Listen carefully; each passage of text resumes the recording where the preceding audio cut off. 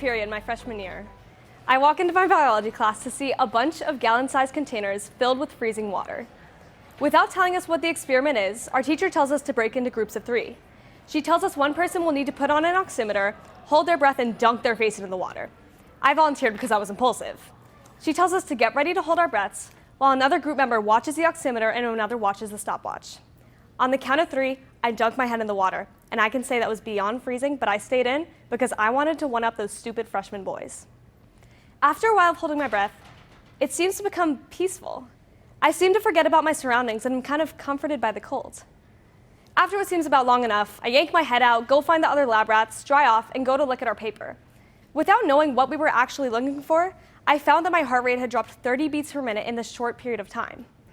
But why was this insignificant freshman biology experiment so interesting? What made it have such a giant impact on my life? To find this, let's look at another experiment. Think about the word asset. What's the first thing that comes to mind? Is it something tangible, like a house, money, food? Or intangible, like your humor, your kindness, your charisma? To me, I realized that everyone's asset encompasses all of these and more, and that is your voice.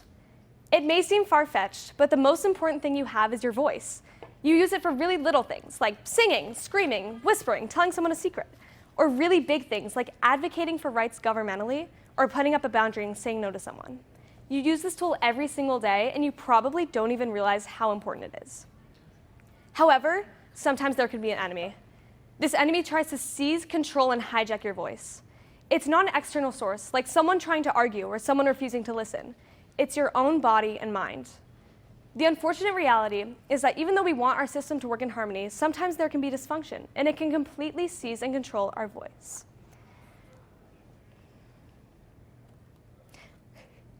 We tend to freeze up so easily, just like that, at the face of adversity, confrontation, dilemma, that we lose our most important tool.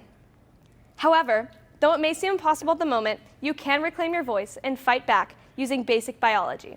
But how?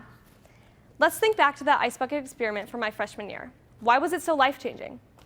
Well, our teacher told us that our heart rate had dropped such a significant amount due to the mammalian dive response, a natural instinct that kicks in when you submerge your face in freezing water. Okay, biology, so what? Well, I found out about a year later that you can use this response to claim back your voice. Obviously, when you're panicking, you're not going to want to dunk your face into freezing water. But what if there was a way to mimic this effect in a simpler way? Let's say you're about to go into a job interview for a company you've really been looking forward to working at. You get into the lobby, and you freeze. You can't think about anything. You can't think about your goals, anything. Easy fix? Go into the bathroom, grab a paper towel, put water on it, put it on your nose, look down, hold your breath. You've been able to mimic this basic foundation of biology and been able to slow your heart rate and confidently be able to go into that interview feeling stronger than ever. But what if you don't have access to a sink in water? Say you're learning to drive with your mom. This one's from personal experiment. Say you're about to go up to an intersection. You see a stop sign, your mom's yelling at you to go, there's someone running across, someone's honking at you in the back. You want to tell her everything that she's saying is violating every single traffic law ever written, but you freeze. Your thoughts are a blur. To fight this, I like to remember the wise words of the most famous poet of our time, Taylor Swift.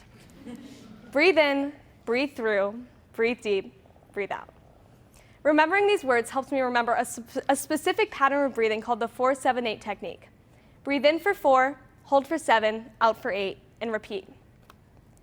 By using this simple form of breathing meditation, you've been able to activate your parasympathetic nervous system and come out of your sympathetic, meaning you've been able to go from fight or flight to calm in a snap.